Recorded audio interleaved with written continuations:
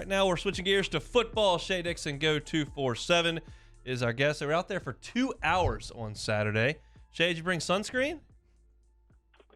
I did not, but I also did not get burnt. I had a hat, and I was good to go. I didn't think about it, though. I pulled into the lot, and everyone was putting on sunscreen. Like, oh, Jesus. My wife gets very, very upset with me when I go to the golf course without sunscreen, which is to say I do it every single time. And then I get yelled at when I come home, but that's just the way that it goes. All right, so you got to say for 2 hours. Usually it's 20 minutes. Before we get into the details of what you saw, what did y'all see in terms of the drills and the stuff that they were doing while y'all were out there? Well, I mean, it's not like Area 51. I was kind of joking with some people on the inside after who were like, man, did y'all enjoy practice? I said, yeah, but I felt like I was going to see like all of the secrets that we've been holding forever. And they're like, it's just practice. It's just still more individual drills.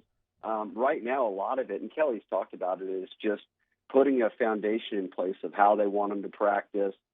He talked about, the first couple of practices just being about the equipment guys being in the right place, that everyone's on the right field, that the trainers are in the right place. So I think they've kind of settled into a groove now, 5 practices in. And yeah, staying 2 hours, I mean, we always saw the first 20, 30 minutes, it's just individual periods. And then they did a bunch of just kind of work, again, within their groups, good amount of special teams work, working on coverage, getting downfield in pursuit and blocking, punt returns, kick returns, catching the football. And then I'd say the back end of practice, that last 30, 40 minutes was a good bit of one-on-ones and 11-on-11. But even then, they're in pads, but they're not going to the ground. They're not full speed. It's a lot of everybody stay up and kind of just get work on even O-line getting, the right calls in their stances, worked on the run game a good bit. So nothing incredible to take away, but it was fun to at least be out there and see 2 full hours of it. How would you describe the intensity level, the energy level? I mean, I thought that it looked good, but then I heard an interview with Kelly afterwards. He didn't do this with the media, but when Emily Dixon did her interview, he gave her the scoop on it and said that the energy wasn't what he wanted, that he wants those last 30 minutes to be a bit more spirited, and at least that one day he didn't see it kind of reach that mark. But he said, too, and he told us this last week, that a lot of the guys, Hunt, are kind of hesitant out there and not letting loose, and it's understandable because you've got an entire new staff. You've got a lot of new guys on the team in terms of transfers coming in and figuring out kind of where they fit into things. And then certainly with the coaching staff, all of them being new minus Brad Davis, trying to get all on the same page as what Kelly wants. So I think as they get into more, 15 total practices, you're past 5 right now, I think the intensity level will start to pick up a good bit. Obviously, being out there for the longest you guys have been, was there any group that kind of caught your eye? Like, man, if this group plays well, they can be really, really good just from being at practice. I think it just stays the D-line, and we got to see a good bit of O-line, D-line going up against each other, not necessarily big cat drill style, but similar. And O-line got some wins in early, but as it went on, the defense was just wearing them down. And I forget, look, I go up and down the roster and, Jacoby and Guillory will make a play and I'll be like, gosh, I forgot he was even one of the front runners because you've got so many Mason Smith, Jaquelin, Jacoby, and you bring in Mekhi Wingo from Missouri, a guy who was all SEC as a true freshman this past year, and Ali Gay and Fanua. And then we'll see what Matt House's defense is. I know he wants to be multiple, but we've seen a lot of, 3 down linemen and 1 stand-up edge guy, and they've had Ojolari playing that obviously as a first-team guy. We've seen Xavier Carter play in that spot some, Desmond Little, Philip Webb even, who's kind of been a linebacker tweener at times, has been in that stand-up role. So I just think the D-line depth is so good, and all of them are talented to the point where they didn't have a lot of mass defections. They added a couple guys. Quincy Wiggins looks great as an early enrollee. I mean, he looks college ready right now. So I think D-line is the best position they've got on the team. Obviously, the talk of the town is going to be who's going to win that quarterback competition. Just being out there over the past few days, any of those guys to you look like they're really throwing the ball well, like they may be in the leader of the pack, or you pretty much think it's kind of a, we're going to have to wait and see type deal? No, I think it's a total wait and see thing. I think that first, when you look at just these first 5 practices, it's, they're not splitting the reps anything but almost evenly. And we saw them, Miles Brennan and Jaden Daniels get a bulk of the 11-11 on stuff when they win at the very end. But I think right now they just want all these guys to get into our rhythm, get comfortable with what Denbrock wants to install as his offense. And when Brennan has talked about it, he said, look, the goal for everyone is the quarterback that's going to win the job is a quarterback can get the ball out of his hands the quickest and get it into the hands of the playmakers. So a lot of RPO stuff is obviously being put in, and we've seen what Kelly liked to do at Notre Dame, what Denbrock certainly liked to do at Cincinnati, and I think it'll be a mix of that. Way too early for me to call a QB thing, though. I think it's neck and neck with those the top two guys, the vets. Shea Dixon, Go 247, our guest, talking spring football practice. From some of the video I saw, it looked like Malik Neighbors and Fusha were getting into it a little bit in the one-on-one drills on the outside. Was that noteworthy?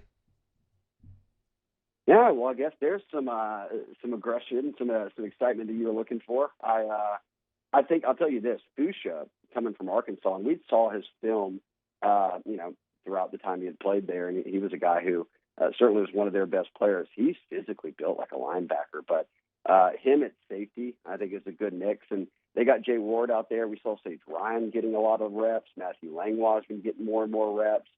Jordan Toles seems to be turning a corner. I think that beyond D-line, really, for me, Hunt, safety, especially with the addition of a guy like Fusha, and Greg Brooks is playing a good bit of nickel for him, but that safety spot seems to have some really good depth. And then, look, you've got Major Burns injured or recovering from injury right now or a surgery, but he's been out there and present. When you get him back, you feel like that room right there can go three deep at the position. Going to Cam Hunt not last year, we got a chance to see a lot of the running backs. And to us, Corey Conner was making a ton of plays. Armani Goodwin was making a ton of plays. Being out there, any of those guys making those, like, splash runs, like, man, this guy could really have a season if, they block these guys up for him. When we were out there, Jeremy, it was a lot of sort of kind of short 5-6 yard bursts. I'd say that the biggest thing was the fact that we saw John Emery really continue to get more and more involved here. And I think that Emery's space as kind of the veteran and the senior will kind of push him or set him apart. I think they want him to be the number one guy and everyone else sort of battle for those carries behind him, being Kiner and Goodwin. But I do think, look, I've seen some of the practice clips they've put out. Emery's burst some long runs. Kiner's burst some long runs. So I like that room. And if everything stays on track for John Emery, I really like the corner he can turn. And I was out there when I was watching practice, Ty Davis-Price was out there, and he was just kind of looking at the running backs go. And he said he said, look, I can sense it. John's turning a corner. And if he can kind of harness it, I think he'll be that lead back and the guy that when they signed him and fought to flip him from Georgia and get him in from Destrehan that everybody thought he would be. So we haven't seen those. I guess we also haven't seen enough practice really to see who might be the top running back or who's making the best plays. But I'll say Emery's the guy they want to ride, and they are working a lot on those guys catching the football. So I imagine running backs, getting out into the flats or whatever it might be is going to be a pretty big part of the offense. What would be more surprising to you, if Will Campbell is a total non-factor on this team this season, or if he starts the first game? Oh, I love these games. It would be more surprising if he's a total non-factor. I mean, from the coaches, on record to what you kind of hear behind the scenes is everybody thinks he's a real deal. Hell, Brian Kelly said Will Campbell's a beast, and that's not often a head coach is going to say that about an early enrollee. So I 100% think that with the race sort of wide open for what's going to happen on the offensive line, that I'd be floored if Will Campbell didn't see some playing time this year. To me, a guy, just coming in, to me is Kyron Lacy, man. That guy looks huge in that 16 jersey. How much snaps do you think he's going to get? It's a really, really loaded receiver room. Yeah, I thought the same thing. And I'm still learning all these numbers. So when I saw him out there make a grab this weekend, I was like, who is 16? And looked down and I was like, oh, Kyron Lacy, there you go. All right. And a kid who comes in, I thought he was probably good enough to get an LSU offer coming out of high school, but ends up at UL, had a couple of really good seasons there, strong seasons, and physically you can see he could play in the SEC, and I kind of wrote that this weekend after watching practice. But it's, as you said, it's such a deep room, and Kayshawn will be out there. Jeray Jenkins is a vet. He'll be out there. But, I mean, we see more and more of and hear more and more from the staff about Brian Thomas and Jack Besh and Chris Hilton. So I think all of those guys will certainly be in the mix, and the room gets deeper from there. But I do think Lacy can get himself onto the field. And even if it's not starting, he's got multiple years of eligibility left. It's his first year in the SEC. I think the goal, if I'm him, is put myself into the rotation, and I think he'll certainly do that.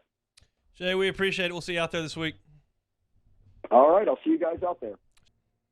Thanks so much for watching Hunt Hill on YouTube. Now do us a favor. Hit the red subscribe button below and throw us a like.